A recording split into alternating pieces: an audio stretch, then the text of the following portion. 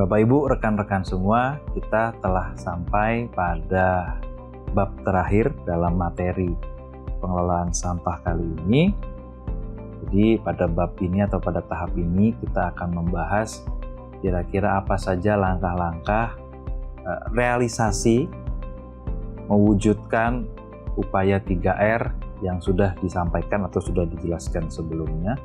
Ini hanya sebuah pendetailan atau lebih kepada upaya real yang dapat kita lakukan. Nah, terlihat ya pada layar Bapak Ibu semua, yang pertama ialah terkait dengan upaya reduce, R yang pertama, atau mengurangi jenis sampah, mengurangi jumlah timbulan sampah. Contoh sederhana yang dapat kita lakukan ialah mengganti tas plastik sekali pakai menjadi atau menggunakan tas yang dapat digunakan secara berulang-ulang, misalnya seperti tas goodie bag ya, yang berbahan spunbond atau berbahan parasut dan lain sebagainya. Dengan menggunakan tas yang dapat kita pakai secara berulang, tentu akan mengurangi jumlah timbulan sampah yang dihasilkan. Berikutnya, langkah kecil yang dapat kita jalankan ialah tidak lagi mengkonsumsi air mineral yang dikemas pada wadah sekali pakai. Kami ulangi, tidak lagi mengkonsumsi air mineral yang dikemas pada wadah sekali pakai. Jadi, bukan tidak boleh mengkonsumsi air mineral, tapi kita mengurangi penggunaan air mineral yang dikemas dalam wadah sekali pakai. Sebagai gantinya, kita dapat menggunakan kemasan botol minum tumbler ya, atau yang sekarang banyak atau sudah mulai umum digunakan, sehingga ketika air habis dapat kita refill atau isi ulang kembali.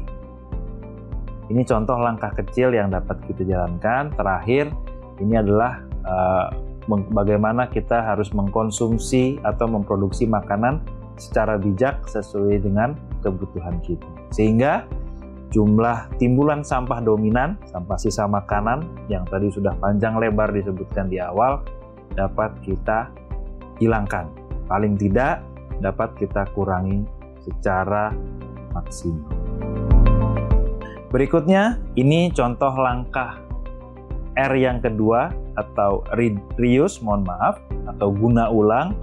Ini contohnya kita menggunakan kemasan-kemasan karton ya, yang tadinya mungkin digunakan untuk wadah barang baru yang kita beli, kemudian kemasan karton itu dapat kita pakai untuk mengemas barang-barang lainnya, seperti misalnya mengemas buku atau mengemas peralatan kantor ya, dan lain sebagainya. Tentu masih banyak yang dapat kita jalankan. Kemudian yang kedua, gunakanlah kertas secara bolak-balik untuk mencetak dokumen yang mungkin tidak terlalu penting. Kami ulangi, untuk mencetak dokumen yang mungkin tidak terlalu penting.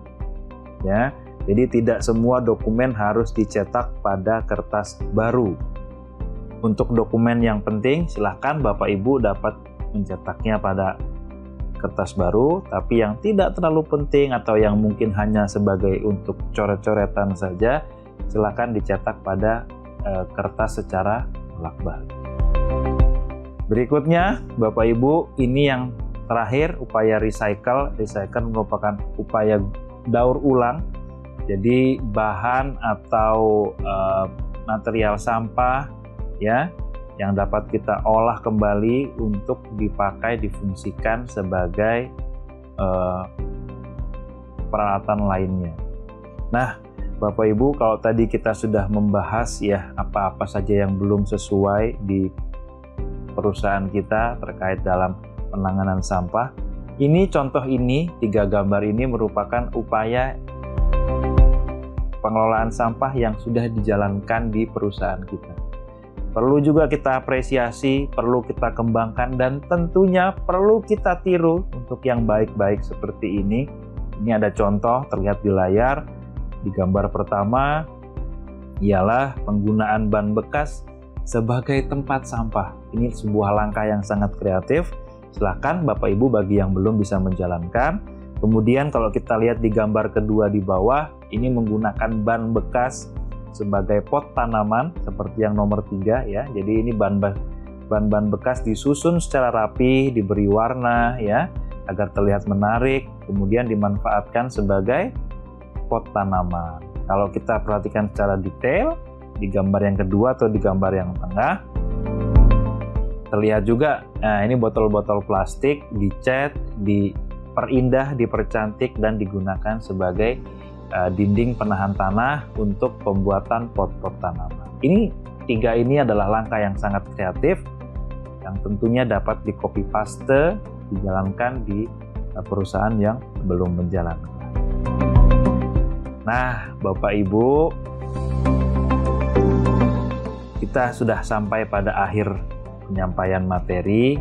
Jadi dari seluruh pemaparan atau seluruh penjabaran yang sudah disampaikan, kami berharap Bapak Ibu dapat terus meningkatkan awareness-nya ke depan, terutama terkait dalam pengelolaan sampah yang berkelanjutan,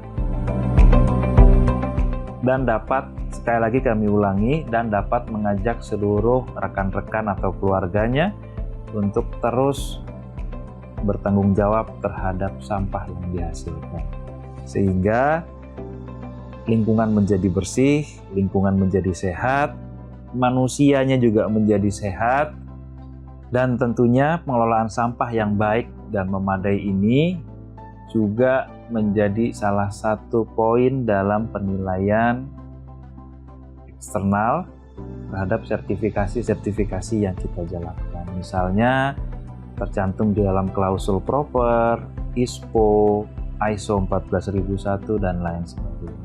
Jadi Bapak Ibu bayangkan betapa banyak manfaat yang dapat kita peroleh ya ketika kita menjalankan pengelolaan sampah secara baik dan benar. Oh iya, jangan dilupakan sekarang sudah banyak terdapat bank-bank sampah ya, yang mana apabila kita menukarkan sampah jenis plastik sekali pakai yang sudah bersih, dapat kita tukarkan menjadi bentuk uang atau bentuk barang dan lain sebagainya. Jadi Bapak Ibu, ayo bersama-sama kita bertanggung jawab terhadap sampah yang kita hasilkan, kita kelola secara bijak, secara baik, secara benar, berkelanjutan, dan juga ramah lingkungan. Terima kasih, salam dari kami, sampai jumpa pada modul berikutnya. Terima kasih, Assalamualaikum warahmatullahi wabarakatuh.